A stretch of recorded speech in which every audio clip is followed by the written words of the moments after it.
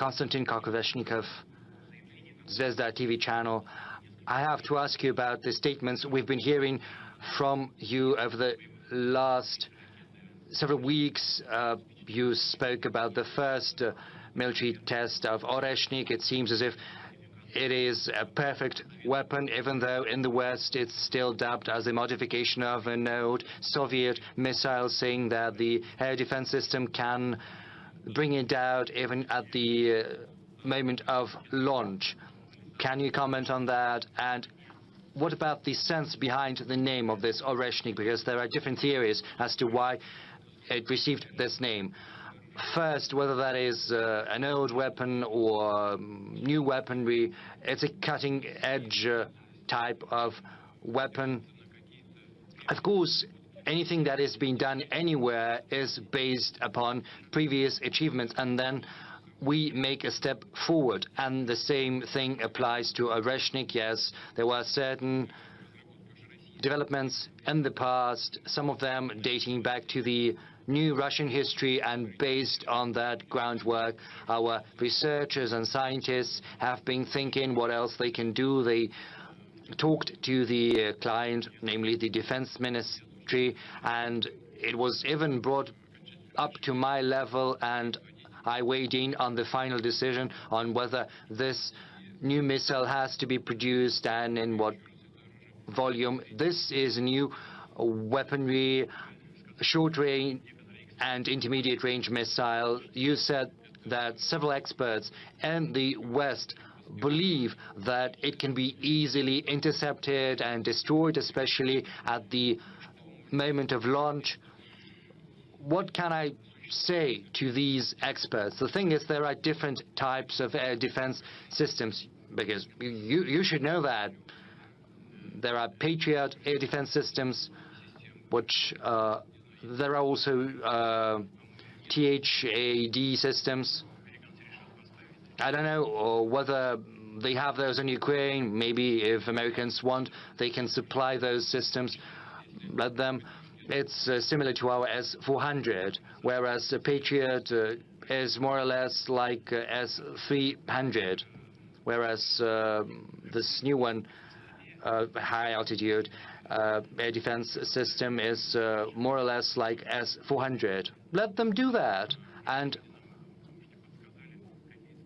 we'll ask our guys in Ukraine to find some good solutions. Well, when I say our guys, I say that without irony, because there are those we can talk to in Ukraine, because there are many people in Ukraine who are dreaming of ridding their country of this neo-Nazi regime. But the thing is, THAD is basically an anti-missile system, and for many years before we had been asking the Americans not to deploy those systems, otherwise we would have to find systems that would allow us to penetrate those systems. You know, we had to come up with the Vanguard system, which is kind of a cruise missile which follows the landscape without going too high. So basically, all of that is only leading to new expenses, especially for American taxpayers, without giving anything in return. That said, this system has been developed and deployed. There are 2 positions in Romania and in Poland, and there are 24 anti-missiles deployed there. I think they're called Standard 3. In Romania, it's the 1B modification with a 300-kilometer range, and it can intercept missiles at 80 to 250 kilometers of altitude. In Poland, there is a newer modification. It can intercept as far as 1,000 kilometers and at the altitude of up to 500 kilometers, whereas Oreshnik is an intermediate range missile, and it's 1,000 up to 5,500 kilometers. That's the range of Oreshnik. Now, just imagine, our system is deployed 2,000 kilometers away. Even if the anti-missile is deployed in Poland, it's not going to be able to intercept.